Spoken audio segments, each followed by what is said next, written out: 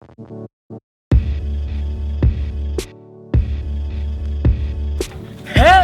and welcome to Regular Veteran. My name's Scott, and today I'm gonna be talking about United States presidents that were veterans. Then I'm gonna go into the current presidential candidates that are also veterans in the Democratic Party, because President Trump is not a veteran, and the Republicans are not gonna put up another presidential candidate. So presidents, veterans, and a little bit of really fun news at the end. A few things that I noticed straight away looking at the list of presidents. Since its inception, the United States has had 45 presidents, 31 of which were veterans. So one of those 31 was enlisted. So that's pretty interesting. I'm gonna cover their rank and what year they served and what branch they were in. So stay tuned. If this is the first time that you've seen my channel, I do everything veteran. I cover all veteran topics, and I'd love for you to subscribe, check out, another video that you might like. Just don't let this be the only video that you see of Regular Veteran. I mean, this is gonna be a great video, but I've made some other ones. Check them out. Oh, and while you're here, go ahead and like it. When you're done, leave a comment and let me know what your favorite thing of the video was, or if you have a question, or if there's a topic that you want me to cover. All right, let me get into these presidents now. Everybody knows George Washington was the commander-in-chief, and he was a general, and he was the first president. So he was in the Continental Army because they were fighting the Redcoats, and he served from 1775 to 1783. So that's, right at the beginning of the United States becoming a country. He's obviously a veteran.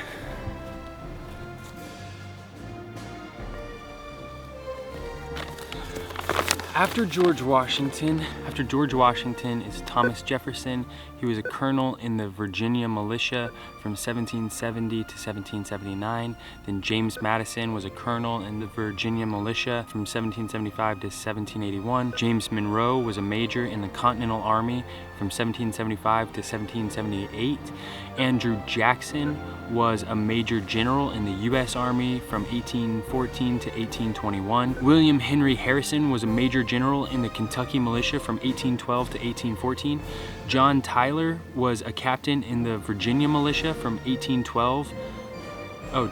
He was just only in 1812. James K. Polk was a colonel in the Tennessee militia in 1821. Zachary Taylor was a major general in the U.S. Army from 1805 to 1815, and then again in 1816 to 1849. Millard Fillmore, I didn't even know some of these were our presidents. I have never even heard some of these names.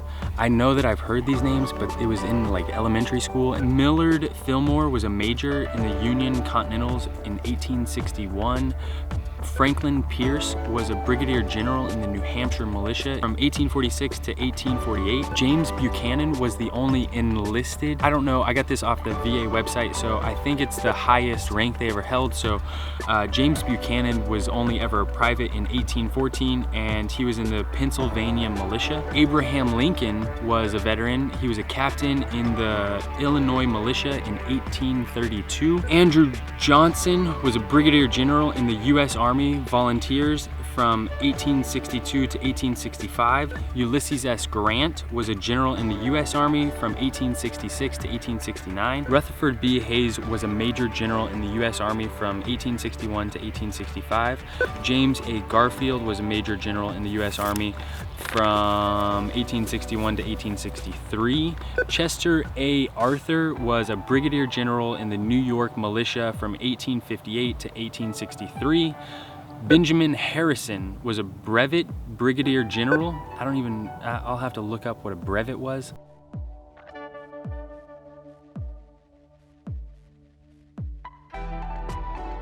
Okay, so William McKinley was a brevet major in the U.S. Army from 1861 to 1865. Theodore Roosevelt was a colonel in the U.S. Army in 1898.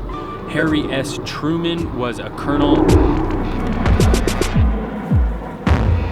Harry S. Truman was a colonel in the Army Officer Reserve Corps from 1919 to 1945. Dwight D. Eisenhower was a general of the Army from 1915 to 1948, and again in 51 and 52.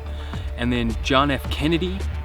JFK was a lieutenant in the U.S. Naval Reserve from 1941 to 1945. Lyndon B. Johnson was commander in the U.S. Naval Reserve from 1940 to 1964. Richard Nixon was a commander in the U.S. Naval Reserve from 1942 to 1966. Gerald Ford was a lieutenant commander in the U.S. Navy Reserve from 1942 to 1946. Jimmy Carter was a lieutenant in the Navy from 1946 to 1953. Ronald Reagan was a captain in the Army from 1942 to 1945.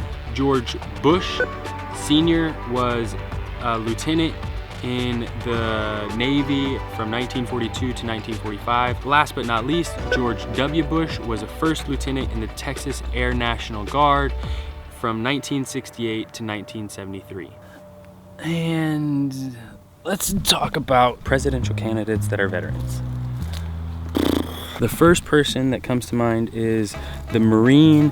His name's Seth Moulton. Seth Moulton. He looks like Rob Riggle if Rob Riggle wasn't funny, and he's from Massachusetts. The other two candidates that are veterans, no spiderweb. The other two candidates that are veterans that are running are Mayor Pete Buttigieg and Tulsi Gabbard from Hawaii.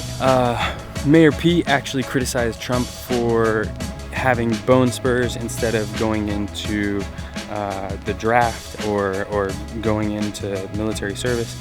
So he's said that he, tried to get out of it, causing a little bit of drama, but whatever. It is pretty interesting that they recently did a study and more people than ever care less than ever that someone had served. Only 36% of Democrats actually think that military service should be even considered a benefit.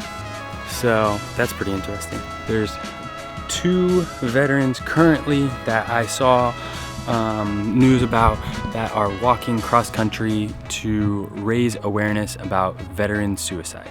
I don't know if they coordinated it. It didn't sound like it from either article that I read about them. One was going to New York and the other was going south to somewhere in Florida, I think Orlando. Jimmy Novak he was an Army veteran and he's going the southern route, and Tommy Zerhelen was in the Navy and he's going the northern route.